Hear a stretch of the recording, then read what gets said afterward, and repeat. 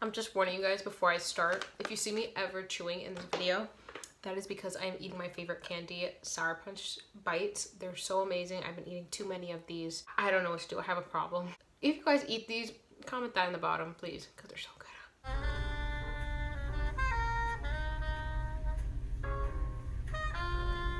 Hey guys, it's your girl Jo here, back at you with another video. I am so excited about this video. This is going to be my first travel inspired video, and I've been wanting to do this for a while, but now that I found a way to incorporate my love of traveling into this channel, I can finally do it. And so if you clicked on this video, you know what this is about my top 10 countries that I want to visit. I have traveled so much throughout my life. I've traveled to France and Italy and Switzerland and Haiti and the eastern part of the Caribbean, some parts of the United States, but I have not seen much of the United States. I've been more out of the country. But these places are very spaced out from different sides of the globe, really.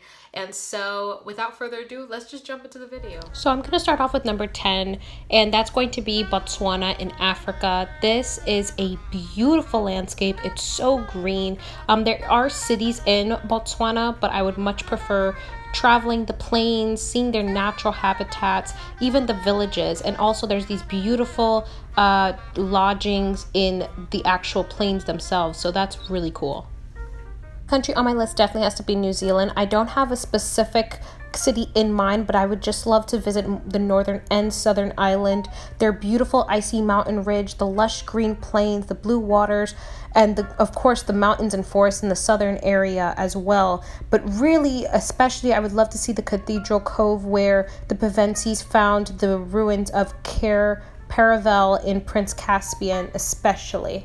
And apparently there are a lot of sites where they filmed the Lord of the Rings trilogy, so once I get to those books, I'm sure that those will be added to the list. Eighth country on my list definitely has to be Croatia. It's east of Italy, bordering on the Adriatic Sea. I've been dying to go to this country forever. It's rich in its culture and Austro-Hungarian architecture and history. It's so rich, and also one of the biggest aspects of it that I'm really attracted to is its cuisine. Its intimate cuisine. It's so heterogeneous to each of its districts, and I find that extremely interesting, and I would totally love to try all of their delicacies. So whether this is going to be a place I'm going to within the next 5 years, I don't know. It's pretty pricey, but we'll see.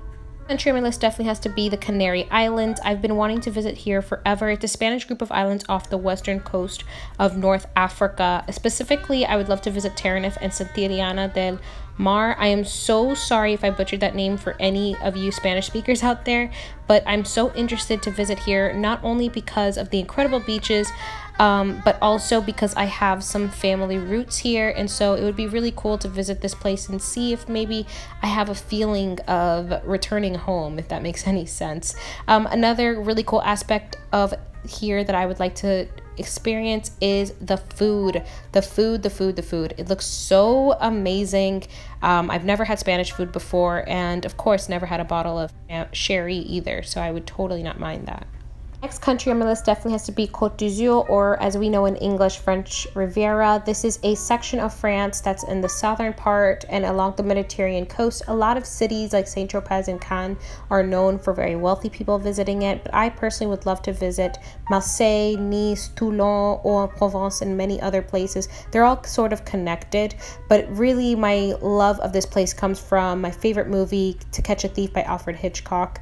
And I love France, so personally I would not mind going back, just especially for the great food and a really good glass of French Pinot Noir with my favorite filet de perche. This country on my list definitely has to be Greece, specifically the Ionian Islands. I know that Santorini and the main islands tend to be the most attraction. I would definitely go and visit those, but the Ionian Islands are really where I'm most attracted to. They have the most beautiful ruined temples and history museums there. I can see the classical architecture of the old castles throughout the islands, and specifically I would love to see the Melisani Cave and waterfalls throughout the island, and basically munch on moussaka and souvlaki as much as I can. Next place on my list definitely has to be New Orleans, Louisiana. This is the only American city on this list, but I promise that is completely coincidental. I really love the Creole culture and the French architecture that I fell so deeply in love with in France and in Switzerland. But the most important thing for me, besides that and the interesting, intricate history of French and the Americas, is also that the fact that jazz was born in this place. Jazz is a kind of music that I grew up with, that I fell in love with, and I share a deep bond with my dad because of it, and so it has a special place in my heart. But also, of course, the incredible food I've never tried. I really would love to try gumbo and bourbon for the first time, so that will be very interesting, but it might happen sooner than you think. Third place on my list is Willemstad on the Dutch island of Croatia. This is on the northwestern coast of Venezuela. The reason I want to visit here has more to do with personal reasons, because my grandfather on my father's side, just 8 generations up, his name was Manuel Piar, and he was the general under the Conquistador Bolivar, and he was born and raised here before moving to Venezuela. And so I want to see if maybe I can dig more about my family roots, at least on my father's side, which is the reason why I want to visit this place, but also from its quirky characteristics. It has colorful buildings, much like Amsterdam. It is a Dutch island, like I said before, but also I would love to try great Dutch food like bitterballen, which is fried meatballs, patat oorlog. I hope I'm pronouncing that right. I feel like I'm butchering it, but it's basically french fries with topping. I would enjoy the entire meal with my favorite beer, Whole Garden. I'd highly suggest you guys try it. If you have not, it is an amazing Dutch beer. Cutting down to our last two, my second country would definitely have to be Montreal and Quebec, Canada. Not only do I have family here, so it's long overdue for me to actually visit this place, but also I am so excited about its incredible museums and parks, the beautiful French architecture, again, in the oldest part of the city that is just so enchanting.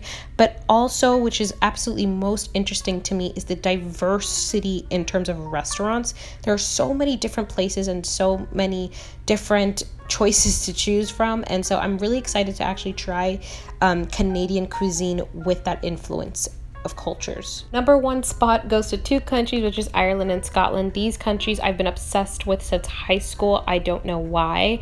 I recently just learned that apparently I have some roots on my grandfather's side from my mom, that we have some Irish roots as well, and I have 2 cousins that are Haitian Irish, so that's really cool. But one of the things I really love about both countries, even though they're so different, they're both so rich in culture. Their cities are blooming and just beautiful. Of course, you have the notorious James Joyce that comes from Dublin, that made it famous with his book Ulysses, which I will be covering in the near future, but also the beautiful green landscapes of both countries.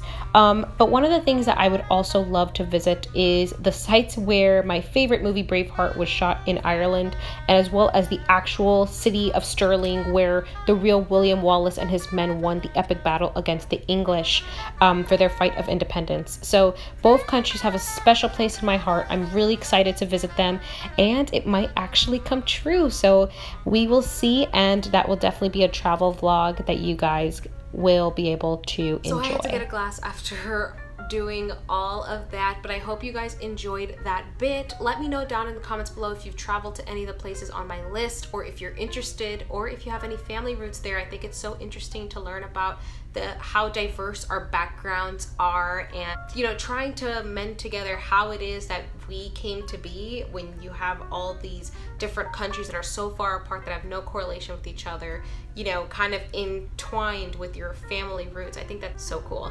Anyway, again, if you guys enjoy these travel kind of compilation videos, let me know, and I would love to incorporate more. There will be a second part to this video. It will be basically me showing you guys different books and movies that inspired me to travel. So that will be part 2, and that will be uploaded either tomorrow or the day after tomorrow, depending on how my schedule looks.